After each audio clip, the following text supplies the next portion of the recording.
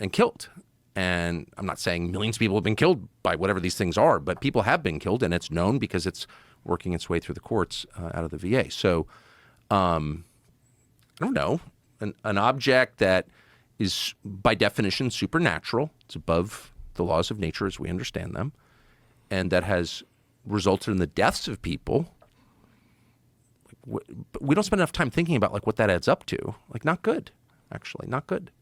How many people do you think have died from these things? I don't know, but I mean, And is it radiation sickness? Is it like what's the cause So the person of death? that I talked to, I interviewed someone who was a Stanford medical school professor who's out there and worth talking to, by the way. And You talking about Gary Nolan? that's exactly who I'm talking about. Who's effectively an expert witness in these cases, so he's an expert in brain injury. Do you know him? Yeah. Yeah. Entirely credible person. Checks all the boxes that I care about. He's got patents, so he's like a lot of Stanford University professors. He's like independently rich.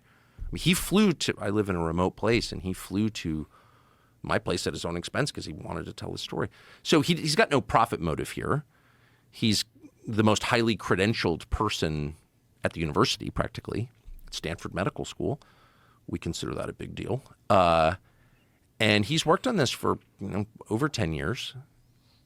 Assessing the injuries to U.S. servicemen from being in close proximity to these objects or having contact with these objects. And his conclusion, as you know because you've talked to him, is that there's some kind of energy coming off here that scrambles people's brains or kills them. And it's not exactly radiation, at least in his telling to me.